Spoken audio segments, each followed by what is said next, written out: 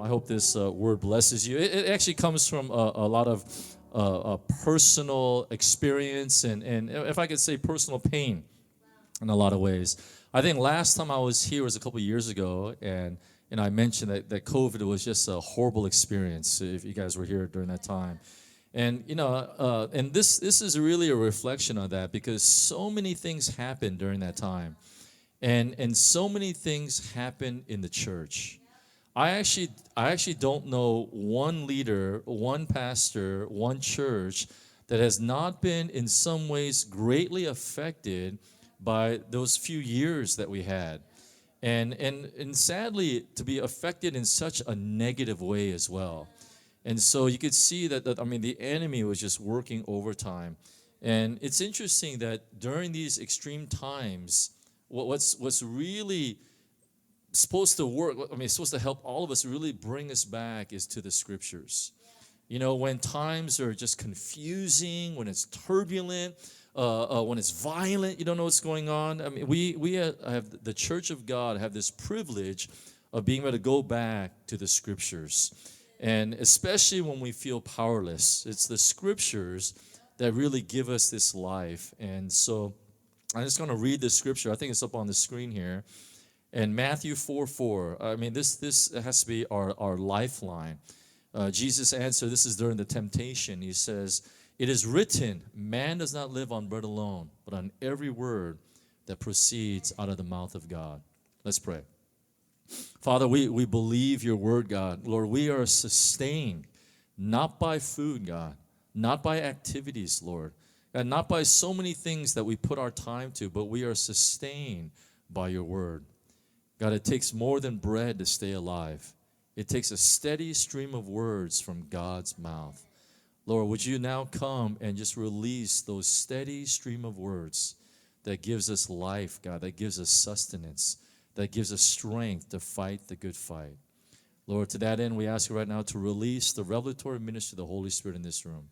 Lord, give us an ear to hear and a heart to receive what the Spirit is saying to each one of us individually and corporately as a body. Lord, I humble myself today. I ask you to use me to preach your prophetic word with power and authority. Help me, Lord, not just convey your words, God, but convey your heart.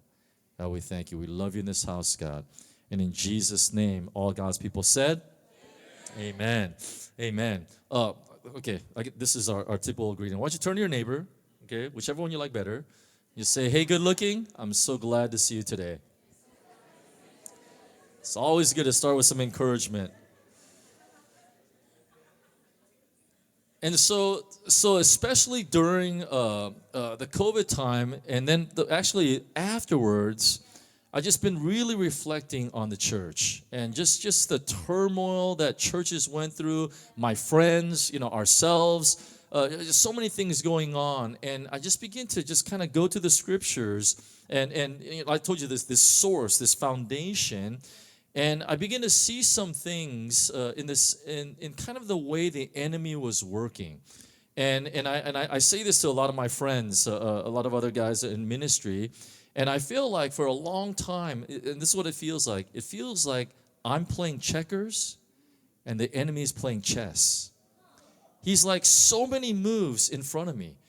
And so I'm just hopping here and there. And then, you finally feel like you got it, and then the enemy's already pivoted. And then he uses actually what you just learned, and he ends up using it against you. I mean, it's just crazy. I'm playing checkers, and he's playing chess.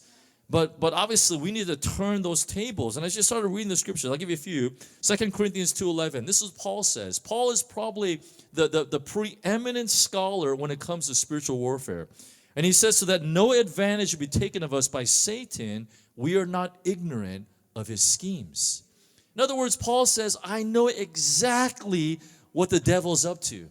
I know his strategies. I know his mind. I know how the enemy works. And most Christians, we have no clue. And we're so surprised when all these things come our way. Here's another one, 2 Corinthians 10. Paul is continuing on, verse 3 and 5. So he says, "For though we walk in the flesh, we do not war according to the flesh.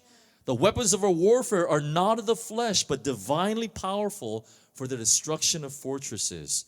We are destroying speculations and every lofty thing raised up against the knowledge of God, and we're taking every thought captive to the obedience of Christ.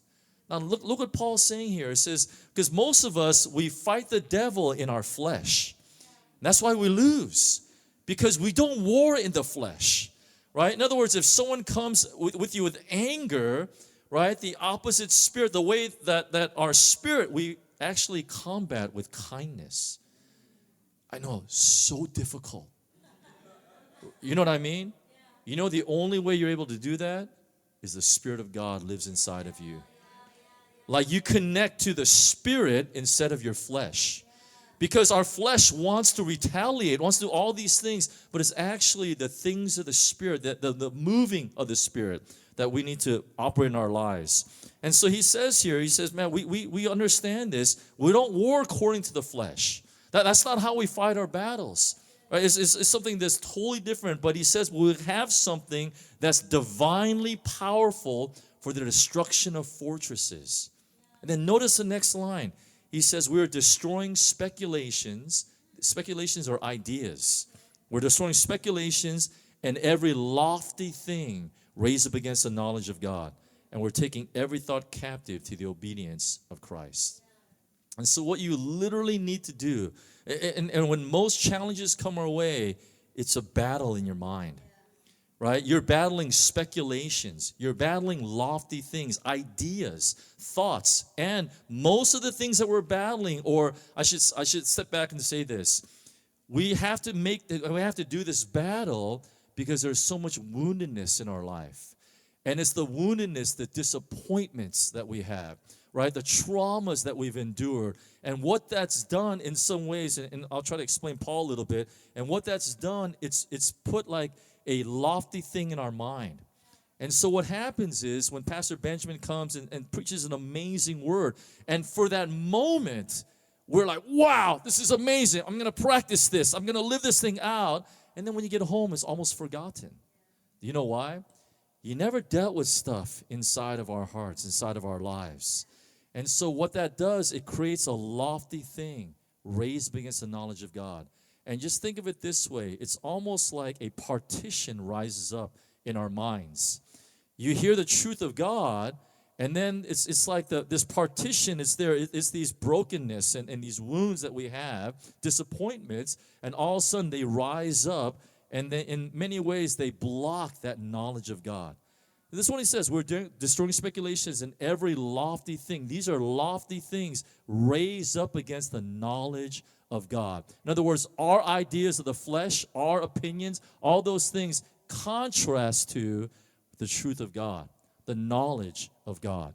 And so, but he says that we can destroy these things. The enemy has schemes. We understand this. So I want to expose one little part in a little bit.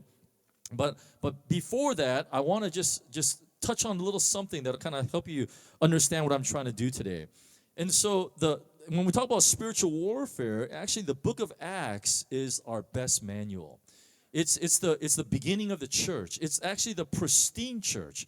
And so like in the book of Acts, like you lie, you die. I mean, that's how pure the church was. I mean, it was so pristine. Like, you know, most of you guys lied today already. You're still here on Sunday. You guys understand the difference between the church in Acts and the church that we have now? And so, but it's a manual, it's a blueprint of how God, man, and the enemy works. But it's a strategy, I'll just show you real quick. It's a strategy of how the enemy works in the church to destroy the work of the church. Okay, now, listen, plan A, the enemy's plan A is you would never know who God is. And he does all different things to make sure that happens. But you're here, so I'm assuming most of you know who God is, right? Jesus Christ is your Savior. So plan A is done. Then he pivots straight to plan B. You know what plan B is? You're saved, but you're not going to take anyone else with you. He makes you so ineffective in your witness, right? Like so you get to go to heaven, but he makes darn sure you don't take anyone else with you. That becomes plan B. You see, he's always pivoting. He's always doing all kinds of things. So let me just run through the book of Acts really quick to show you something really quick. So Acts chapter 1, you have they're getting ready for Pentecost. Remember, he ascends and he says, you need to wait here. And so they're in the upper room, they're praying, and so they're waiting for this incredible moment, which is the beginning of the church.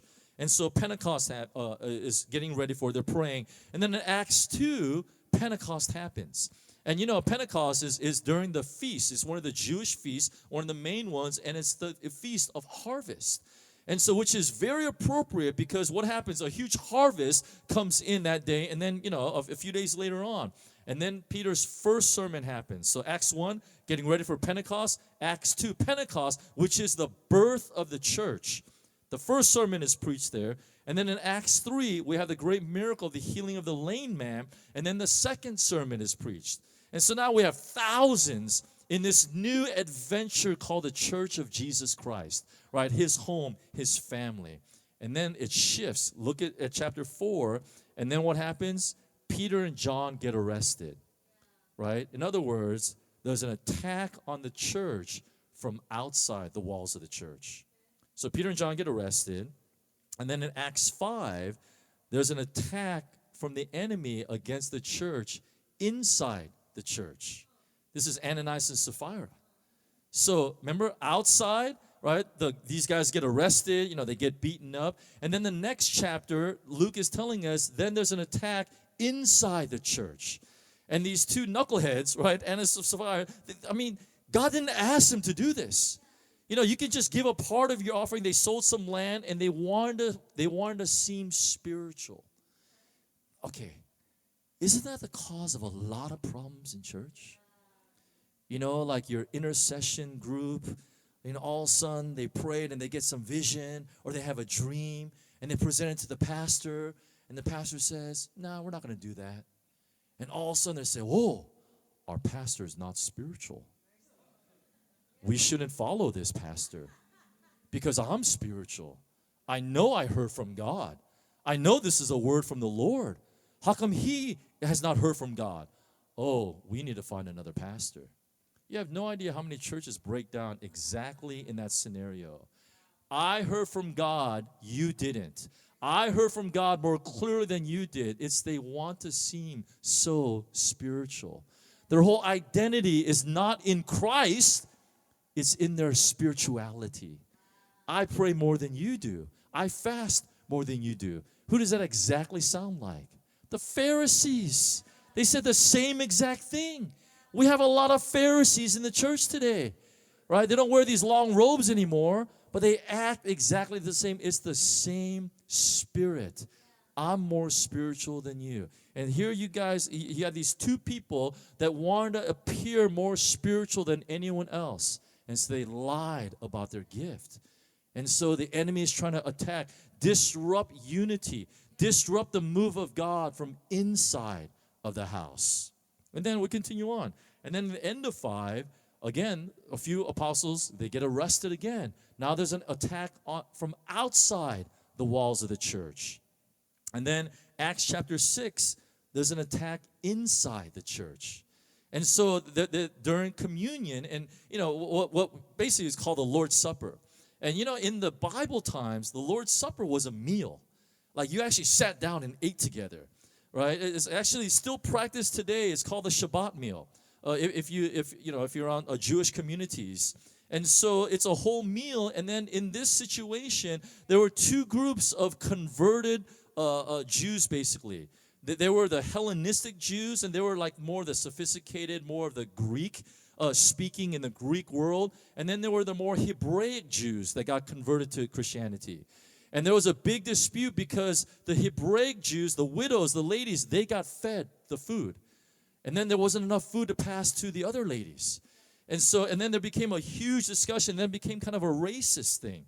You know what I mean? Race entered into the picture, and all kinds of problems begin to happen. And so you see, again, the enemy trying to disrupt the unity of the church, right, with a conflict inside the church. And it's about people's differences. It's how different, and this is meant to be like the beauty of the body of Christ. Like honestly, when I look at this congregation, I love it, right? It's multi-ethnic. You know, our church in Hong Kong is like that. You know, I grew up in Korean church, one culture. I mean, nothing wrong with that. Okay, well, maybe something a little wrong with that sometimes. I'll just be honest a little bit. But you guys understand what I'm saying, right? Like this should be this and listen, and not a melting pot. I know we have this idea as Americans, right? And we all assimilate. No, that's not the church of God. We bring all of our cultural differences together. And it makes not a melting pot, but it makes this incredible unity in diversity. Right? Like I learn from, my African brothers and sisters. You can learn from your Asian brothers and sisters. You know what I mean? Like, and the Hispanic brothers and sisters. We all bring something valuable to the table in our culture. And all of a sudden, we have an attack in the church, right? Where their differences are not meant to bring us together, but it's meant to divide us. And we see how the enemy works. And that's exactly how it's working here. And so there's this complaint about the feeding of the widows, the Hellenistic Jews, the Hebraic Jews. And then the apostles were so smart. They were so smart. You know what they did? They appointed 7 deacons. It's actually the first time we see this word in the New Testament, this word deacon, which is the word minister.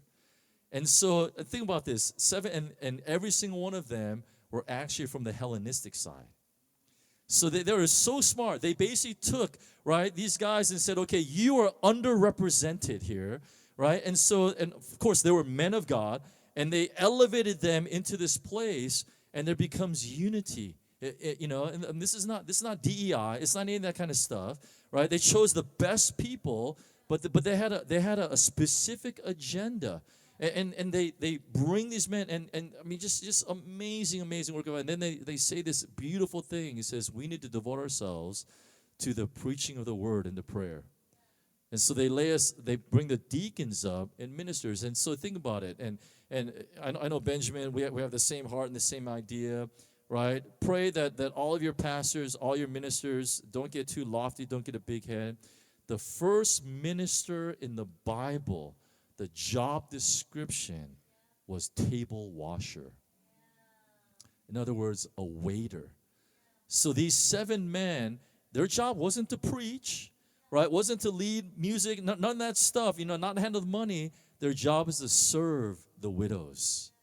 Just sit there and wipe tables. Take plates to the kitchen, that kind of stuff. And so at the heart of ministry, right, the heart of pastoral ministry is servanthood. I mean, that's what it is. It's servanthood. And so we got to make sure that's really clear in our hearts and our minds. And then, so attack happens from inside the walls of the church. And then in Acts 7, an attack happens from outside the walls of the church. They take one of those deacons, Stephen, and they killed him. They stoned him to death. Imagine how devastating that is, right? That happens, and so these guys do this. So attack from outside, and then in Acts 8, attack from inside. As a brand new convert, his name was Simon, and so Simon gets saved, and he sees the work of the Holy Spirit. And he says, I want to buy that from you, right? And then, he gets rebuked. But again, right, I mean, you can make all kinds of different, I'm not making any kind of suggestion or anything, but, you can talk about, like, wealth in the church. You can talk about the unfairness, of wealth and, and all these kinds of things. But the enemy is now trying to come in and disrupt something within this body. And then in Acts 9 is a conversion of Saul, and then it moves on to basically the missionary work. But you get a really interesting picture that comes here. Now, 1 John 3:8 tells us very clearly that Jesus came to destroy the works of the devil. The works of the devil. I mean, if you're thinking about how am I going to disrupt Lineage Church? How am I going to try to sow disunity? How am I going to try to make this congregation ineffective in their witness to the world? He's going to attack Lineage from the outside. He's going to attack from within the walls of the church. Like through you guys. Right? Some of you guys are going to be troublemakers. I mean, this is a reality. I know you don't want to, right? But something's going to get into your heart, into your mind, and you're going to your spirituality or your perceived spirituality or whatever it is, and it's going to happen. I mean, it's inevitable. It's going to happen. And then he's going to attack from outside the walls of the church, and then he's going to attack from inside, and then outside and inside, outside and inside. That's how he works. And so there's something, and all to say that this is what I want to say today. There's something about this season and this hour that the enemy is using this particular tool to really disrupt unity in the house of God. And so I'll explain it this way. In Luke chapter 17, verse 1, this is what it says. Jesus said to his disciples, "It is inevitable that stumbling blocks should come, but woe to him whom they come." So the word stumbling block, right, is really the word offense. And so the definition of this, and can you put that picture up? The definition of this, it's a movable stick or trigger of a trap or snare or any person by which one is entrapped or drawn into error or sin. The word in Greek is scandalon, right? So he says, it is inevitable that scandalons will come, stumbling blocks. In other words, it's going to happen all the time, right? It's going to happen to you. It's going to happen to me all this time. It's inevitable that stumbling blocks will come, right? But whoa. This is a stumbling block right here. All right. Yes. Thank you. Right? Yeah, but woe to them whom they come. And so this is what it is. The word scandalon is if you look at the picture there, it literally translated as a crooked stick. Right? And so, you got a better one? All right. You got me plan B here. You should have done plan A from the beginning. All right. Okay, so scandalon, the literal definition is the movable stick. It's a bent stick. It's a trap. It's a trap that the enemy sets for every single one of us, right? It's offense. We see from the scriptures that offenses will come our way. This is the key. Remember, we talked about the opposite spirit. Though we walk in the flesh, we do not war according to the flesh. How you respond to an offense is the real question. In fact, I'll say this. Our response to an offense will determine your near future. How you respond to an offense will determine your near future. It's important because, again, Jesus says, I didn't say it, Jesus said it. It is inevitable that offenses will come. You will be constantly offended. It's going to happen, right? I'm not just talking about the climate in this world. I mean, so many people are offended. You know what I mean? I mean, it's crazy. I read this quote by Denzel Washington. I think it's Denzel. I don't know. It was on Instagram. He was quoted saying it. And the quote was something to the effect of like, intelligent people are made to keep silent so that stupid people won't be offended. And, you guys don't know what I mean, right? You guys understand the culture that we live in today. And so, but it's amazing because it's going to happen. It is inevitable that offenses will come, that scandalons, that stumbling blocks will come, but how will you respond? That's really the key. And how you respond will determine your near future. Luke 17, so he continues on in this little pericope here. In Luke 17, verse 3, he says, "Be on your guard. If your brother sins, rebuke him. If he repents, forgive him." So simple, right? It's so simple. See, you have to realize we need to be very aware that the enemy is seeking to destroy the unity of the church among believers in this hour, in this season of time, through offenses. It's happening. In Hong Kong, the church was devastated. I mean, not necessarily through COVID, actually through the protests. And if you guys remember, we had protests for about a year and a half. And to be honest, COVID stopped the protests, because we couldn't gather together anymore. And so when we had these protests, I'm telling you, it devastated the church, particularly the Chinese-speaking church. I think the international churches, most of them went away kind of unscathed in many ways, but the local church was devastated. Families broke up. Churches split because they were so offended by the other party, right? Either, they were for the government, or they were not for the government, they were for the students. In Hong Kong, it was yellows and blues, right? The yellows were the protest movement, the blues were the establishment. And I tell you, families had WhatsApp, like SMS chats, they broke apart. I mean, people, very Chinese custom to eat together once a week with your elders, and gone. Because they were so offended by each other's opinions. And so when COVID hit Hong Kong, you understand, we had pre-COVID called SARS, right? In 2004. I remember 2003. I remember very well because we had just started our church. We started our church in February of 2003, right? SARS broke out in April. And so, I mean, literally when we started the church, we had this incredible, major event, pandemic that happens that, people are dying. It was a really crazy time. The church, you guys may not know this, but leaders of the church back in 2003, what happened is they were so united, God was moving, they prayed, they went on a 40-day fast. You know what happened? On the 40th day, we conquered SARS. That can't be a coincidence. You know what I mean? It's really, literally, on the 40th day, right when they finished this, they called it an all-city fast. When they finished this fast, this chain fast, SARS, they found the cure for SARS. And it was gone almost overnight like that.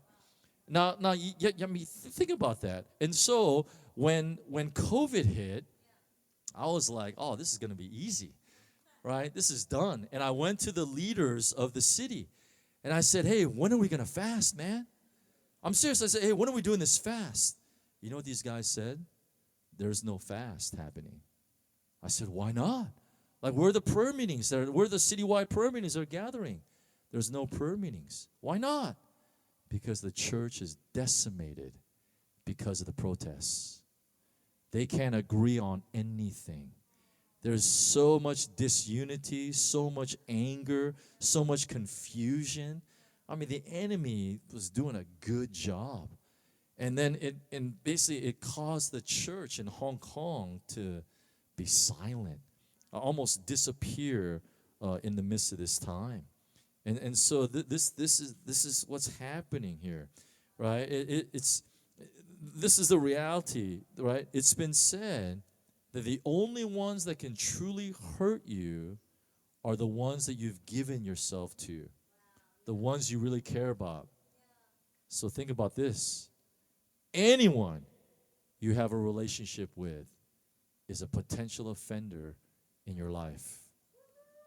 Turn to your neighbor right now. Look at him in the eye. Just say, hey, good looking. Just go, right? You don't say it, but you could think it, man, because I care about you, you are a potential offender in my life. Because the only times we get hurt is because we care about them. Some knucklehead says, oh, PSM, I don't like you. Oh, who cares? I don't even know you, I've no issue, right? But someone close to me, right, that's when it really hurts. And that's how the enemy moves, right? Anyone you have a relationship with is a potential offender to your life. See, offense, scandalon, is a trap. Think of it like a hose, a water hose. When the hose is tied or it's bent and the water doesn't flow. That's exactly what happens, right? The offense is like that tie on that hose, and then the Spirit of God doesn't flow in our lives. It's a tool of entrapment that the enemy uses to bring believers into captivity. There's a book that is really helpful to help me understand this. And it's written by a guy named John Bevere. And he wrote the book, The Bait of Satan. You should read it. It's much better than my stuff. But he says something really interesting. He says there's basically two kinds of offended people. Okay, there's two kinds of offended people. The first kind, those who've been treated unjustly. I mean, they're offended because they were treated very unjustly. That's true. And then there's another kind of people, and it's those who believe they have been treated unjustly, but actually were not. That's the reality, right? I think in America, you have this phrase, and I feel so bad if you actually have this name, but they call them Karens, right? You guys heard this phrase? I mean, that's basically number two. And I feel so sorry for all the Karens in the world now. But it's like, you think you're offended, but you actually are not. In fact, you are the offender yourself. I mean, that's typically right what you see happen. But there are two kinds of people. Now, the second group of people, and this Pastor Benjamin, unfortunately, we have to deal with this a lot, right? This is kind of like pastoring 101, right? Because we deal with type 2 all the time. But the second group of people, they believe with their whole heart that they've been wronged. Their conclusion was either drawn from inaccurate information gained through assumption, appearance, and hearsay, or their information is accurate, but their conclusion is distorted. And it happens like that. I mean, think about us. How many of us have ever had a conversation with someone that what you heard them say and what you actually said were two very, very different things? Right? We've had these experiences, right? Because they're operating out of the spirit of offense. I had this situation. We have home groups, cell groups, or house churches we call them, and so we do sermon-based house churches. So we preach a sermon. We have leaders that collate them into questions, and we do discussions through the sermon. And so we meet all over the city almost every day of the week. And so when we did this one time, and I was giving, I do this probably like every 3 years. I do a whole series on generosity, and just sharing. And by the way, Pastor Benjamin, that story was a little inaccurate. I didn't announce that we're going to raise $100,000 because if I did that, it would scare our men. I just felt in my spirit that we're going to raise $100,000, so I just asked them to give, And I tell you, it was the funnest conversation that I've had with the pastor. And when I talked to Pastor Benjamin, I said, Ben, I'm really sorry, man. I really wanted to raise the $100,000. All right. Oh, I'm so bummed out, And then I do the bam, and stuff. And I said we raised. I think it was 130. We raised 130, man. Right. And so I played it like really cool.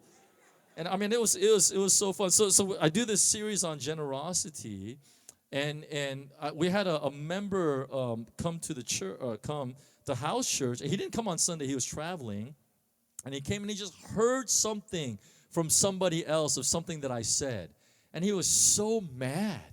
He came to house church. He was so angry, and he said, "I heard Pastor Sam said that if you don't tithe at SP, to get out." That's what he said. And he goes, I'm so angry that he could say something like this. And then the house church leader said, did you listen to the message? And he said, no. And so we actually have a rule in our house church that if you don't listen to the message, you can't speak. Right? Because you say nonsense, basically. I'm serious. And you waste everyone's time. Listen, you can listen. You can participate by listening. But you have no right to actually speak because you didn't listen. I mean, we have like video, podcasts, you know what I mean? Like it doesn't take much to go in. And then now, you can go on and you can do it 3 times speed. And so it's not, I mean, there's no excuse. In fact, let me just throw you a gem here, okay? Don't ever say you don't have time. That's not true. In other words, just say, it's actually not that important.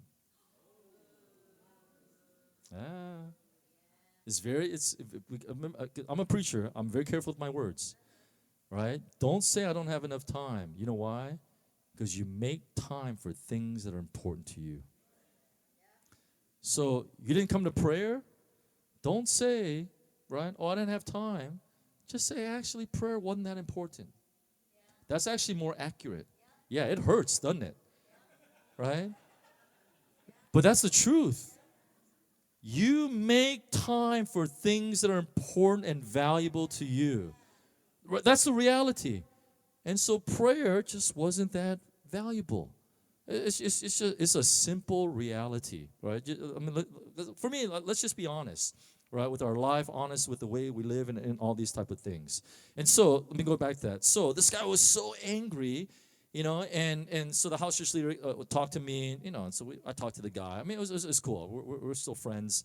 But this is exactly what I said. I said in this series, I said, hey, as a child of God, you deserve to be part of a church that you want to raise your kids in, that you want to get, have your, be married in if you're single, have your kids married in, that you want to dedicate them, and you know what I mean? Like this life that you want to be, you as a child of God, you deserve to be part of a church that you want to give your life to. That you want to sow your resources into, that you want to serve. Like every child of God deserves that. You deserve to have a church that you want to give to and serve in. And I said this, and if SP's not it, then that church is waiting for you out there. It's very different than if you don't tithe, get out. Do you see that? Who's sowing that confusion? It's the enemy. He's always brewing something in the midst of us. He can twist your words. I mean, you've had conversations with people and just kind of like, I didn't say that. But you thought that. No, I didn't think that either. And then all of a sudden, it's an argument on your intentions. It's crazy. You know what I mean? So my wife and I, right, my beautiful wife Lisa, we have these kinds of debates, okay, colorful debates. I'll put it that way, right, and stuff. And so then, I don't know if you guys are married. You guys remember this, right? It's kind of like, she gets mad because it's your tone of voice, and I just say, I'm speaking at this level right now. I've been speaking the whole time. It's like, but you were yelling at me. No, honey, this is the level I've been speaking the whole time. I'm not yelling at you. Right? And so it becomes about, first what you say. No, that's not what I said. And then it's your tone. And no, it's not my tone. It's your volume. No, it's not my volume. And so you're there. And then she throws the kicker in at the end. And she goes, it's your eyes. Right? Oh, low blow. Low blow, man. You said it with your eyes.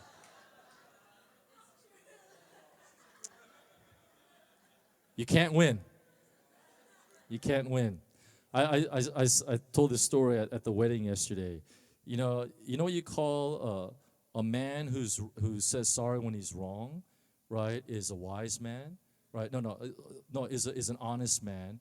A man who says sorry when he doesn't know, right? If he was right or wrong, right? Is a wise man. A man who says sorry when he's right is called a husband.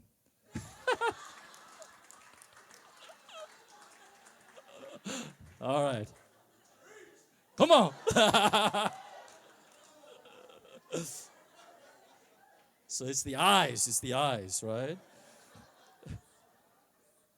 But this is the key. This is the key.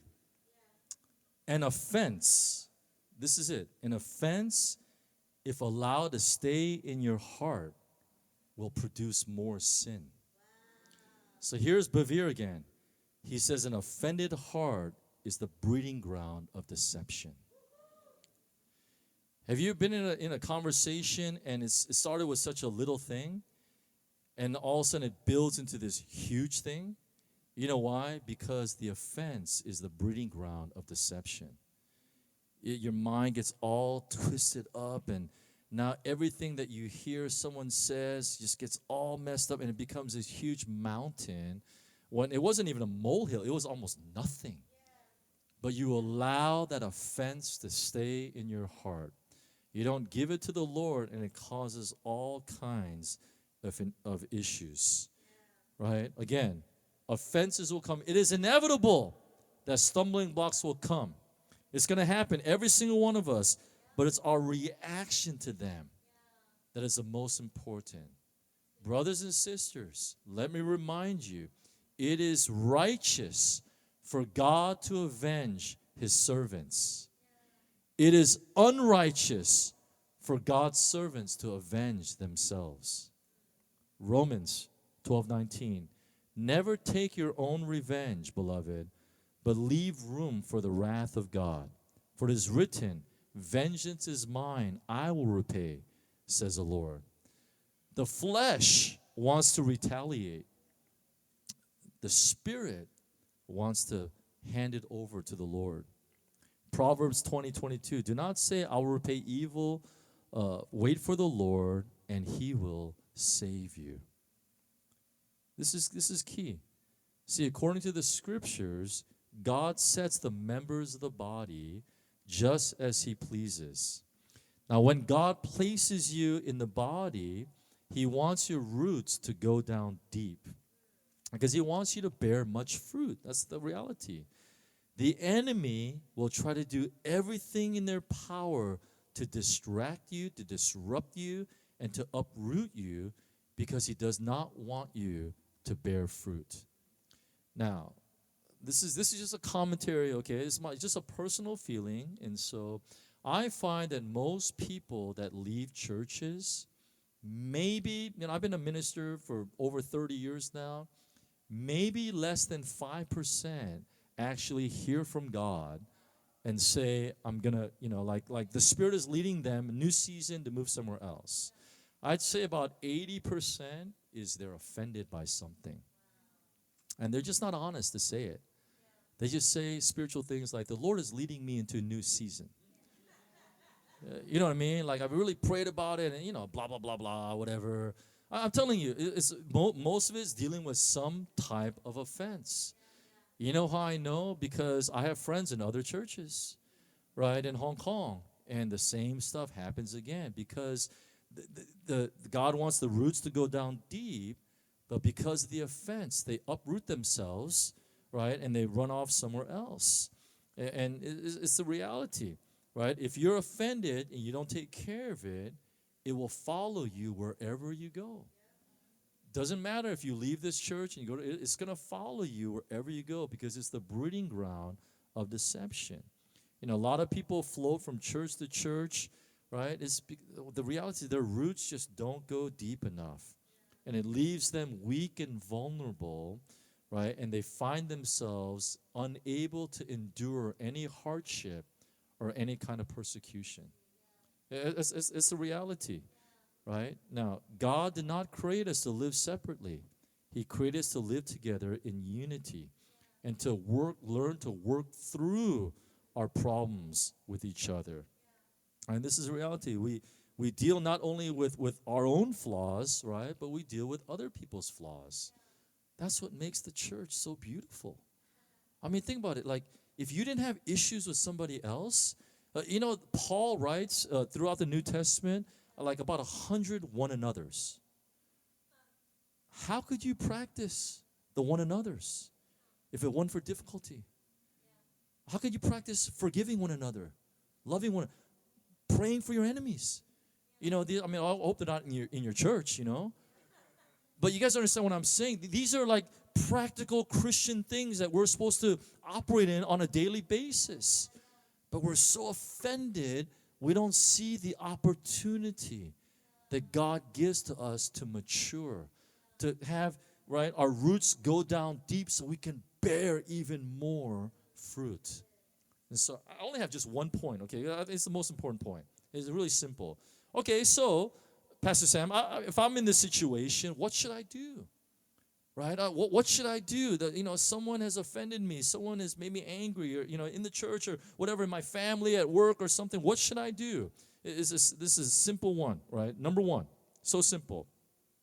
Talk to God before talking to anybody else. Right? Take it to God.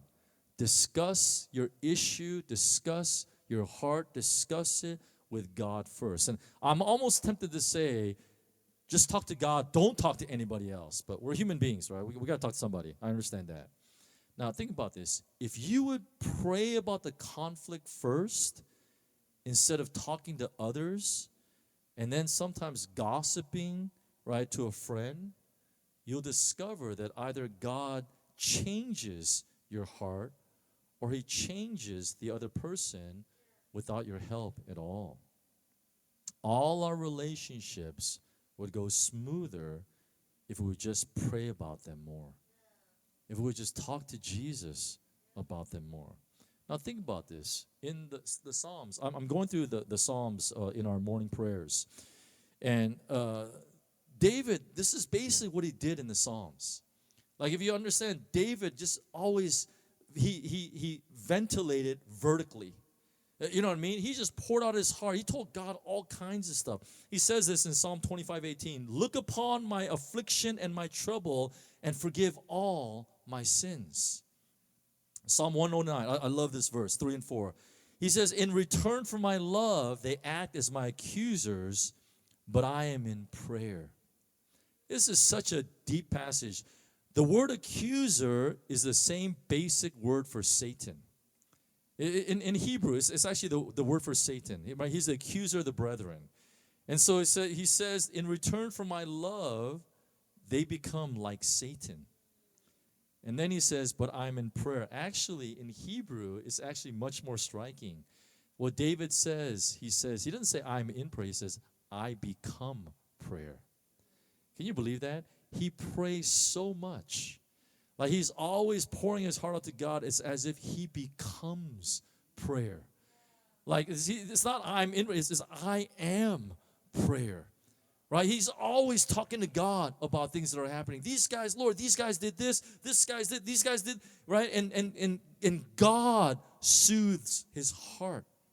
He finds in that place. And Psalm 109, there's a commentary I read on this, is so deep. It's John Trapp, a theologian, he said this: to render evil for evil is brutish, but to render evil for good is devilish. Right? David is saying here is, I give them good, and in return they give me evil. That's literally what he's saying. And that happens sometimes. Right? You do good things and they take it wrong, and in return they give you evil. But when that happens, is prone to be offended. You talk to Jesus. Don't talk to anybody else. Right? Talk to the Lord. It's really the only way that this thing really, really works. Tell God your frustrations. Cry out to him. That's exactly what David did. God is never surprised. He's never upset by your anger, by your hurt, by your insecurity, or any other negative emotions that you may have. Tell him exactly how you feel. We as Christians, we're so bad at that. We're so religious when it happens. We went through a situation in our church during COVID. It was a very difficult time for my wife and I. And our whole church family, and man, I was just getting beaten up. I was angry, and by the grace of God, God led my wife and I to this woman.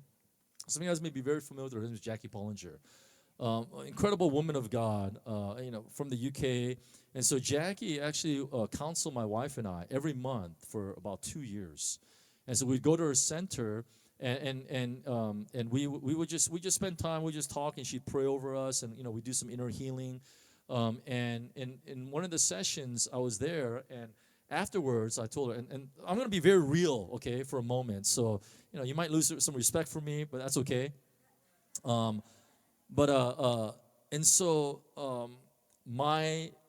the midst of such a difficult time, my sanctuary was the basketball court.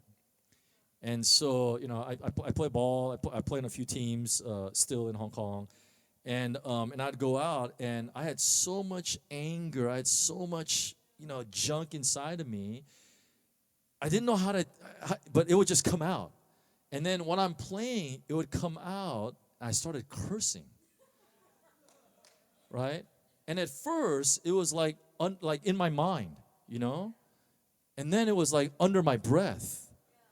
And I tell you, within a few months, I was screaming. And it just wasn't the nice stuff, I mean, I was saying the F word and, all kinds of things. And listen, everyone knows I'm a pastor. Right? In fact, one of the teams is my church team. But everyone, my whole basketball community, they know I'm a pastor. They call me the Rev, right? That's kind of my nickname. And so they all know, and I'm, doing something, and and I'm not mad at anyone. I just, I miss a shot, and I'll be like, oh,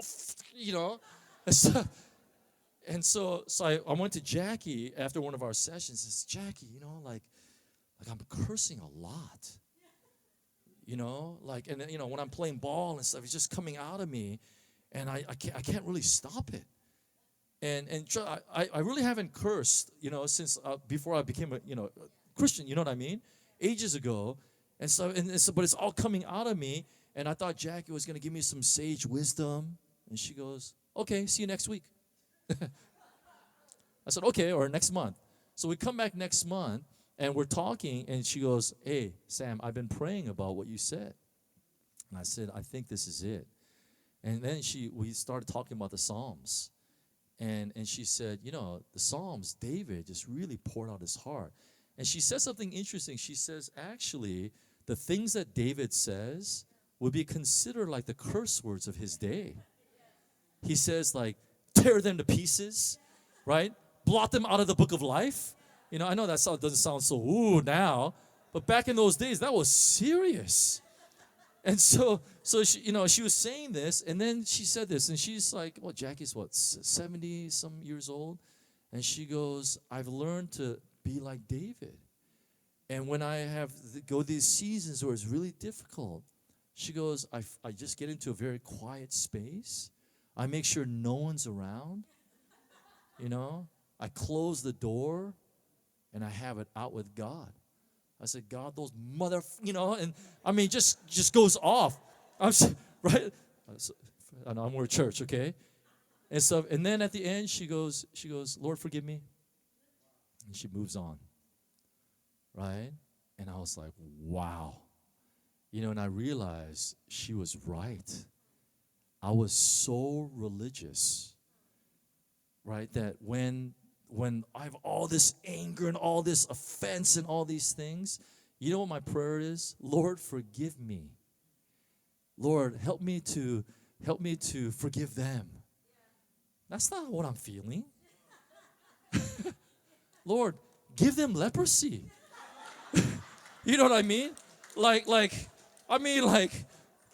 Just whatever you can think of. Lord, they deserve, Lord, just come on, just do it right. What's taking you so long, God? Strike them dead on the spot and let me walk by as it's happening.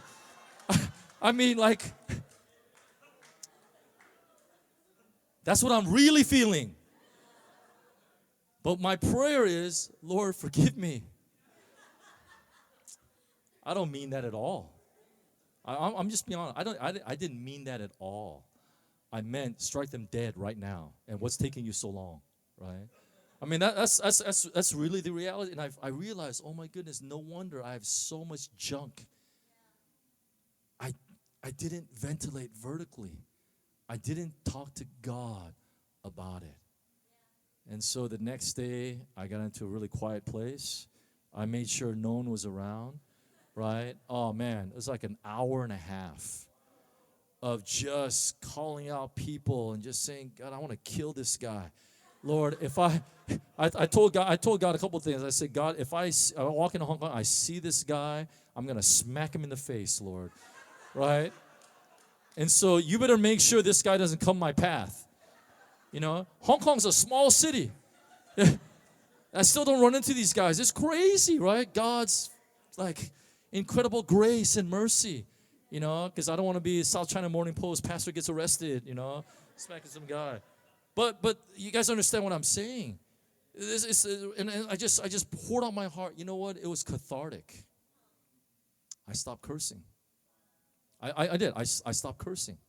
I didn't feel the need because there was so much junk inside of me, right? And sometimes, for some of you, it may come out in your dreams, right? Your subconscious is working overtime, and you have these incredible, vivid dreams, but violent dreams and all these kind of things because you're dealing with you never gave it to Him.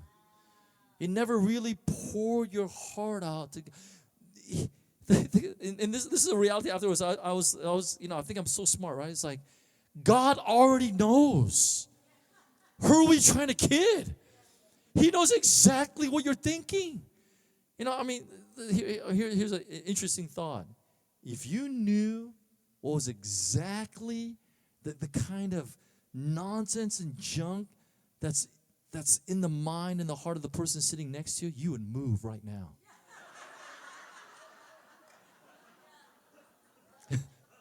You know what I mean? Like the real stuff. You know? You would, I mean, you'd move to the other, you'd move as far as you can. God knows. He knows all this stuff. Who are we trying to kid? By giving these like fake prayers. Oh Lord, God, Lord, have mercy on me, forgive me. Help me be a kind Christian. Yes, okay, that's a good prayer. But you don't really mean it, right? You want thunder and wrath, right? You know, like what happened to make room for the wrath of God, right? And so, God, I'm making a lot of room for your wrath, you know, to happen here. It's just taking too long to happen. But this is reality. When you think clearly, most conflict that we have is rooted in unmet needs. That's what happens. And some of these needs can only be met by God. When you expect anyone, a friend, a spouse, a pastor, a family member, to meet a need that only God can fulfill, you're setting yourself up for disappointment and bitterness. As a pastor, I'm sure Pastor Benjamin, Pastor, you've experienced this. People get mad at us. For what? Right? Because we didn't meet their expectations. We didn't know what their expectations were. They never told us, but we should have known. Right? We should have read their mind. I know prophetic conference is coming up. We should have had that a lot earlier, you know, then we would have known. But that's the reality, because this is the key. No one can meet all your needs except God. That's the reality. So you have to learn to be honest and real with God and give it to Him. The Apostle James, this is Jesus' brother, he noted that many of our conflicts are caused by lack of prayer. Read this, James 4:1-2. What is the source of your quarrels and conflicts among you? Is not the source your pleasures that wage war in your members? You lust and you do not have, so you commit murder. You are envious and cannot obtain, so you fight and quarrel. Listen to what he says. You do not have because you do not ask. Most of our conflicts are caused because we never asked. It's a lack of prayer. All these negative things, the offenses that you're holding, all this stuff, it could be resolved if you simply prayed. If you simply gave it to Jesus. Right? Instead of looking to God, we look to others to make us happy. And then we get angry at God and that person when they fail us. They were never meant to fulfill that, because only God can meet all of your needs. Amen? Let's close our eyes. We invite the worship team to come. Let the Holy Spirit speak to you today. The enemy is working. He's playing chess, and he's grand master. We need to learn his schemes. In this hour, listen, the world is overwhelmed by offense. If you have a different opinion, they are offended. And now we have this new thing called cancel culture. We don't talk about it. They're just so offended that they just cancel you now. All that stuff is seeped into the church. It may look a little different, but it's the same demonic thing. It is inevitable that stumbling blocks would come, that offenses it's going to come. How will you respond? Will you retaliate? Will you move in the flesh? Or will you move by the Spirit of God? And the only way you can do that is to talk to Him. Give Him all of your junk. Give Him your pain. Tell Him what you're feeling. No one can disavow your fear or your fears and your feelings, either accurate or inaccurate, whether based on truth or not. Those are feelings. Give them to the Lord.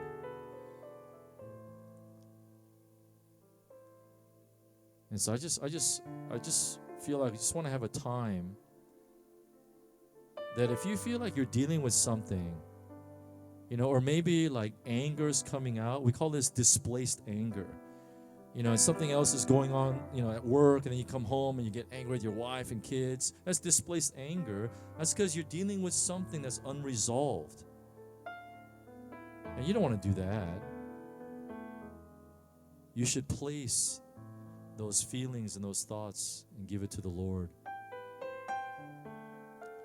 And so we're just going to open up the altar right now and just give you a space, right? Just a little bit of real estate for you to just pour your heart out to God. And we're going to come around and we're going to pray with you because we're a family. We do this together, right? When you hurt, we hurt. Can we do that, Pastor Ben? Just lead us. And just come. You're dealing with something. We don't have to know what it is, but you're dealing with something at work, at home, maybe in the church, right, in the family. And there's some offense or something that you're dealing with, some anger, right? Let's just be honest before God. Just come and let's just lay it at the altar before the Lord right now. Can we do that? Let's pray together.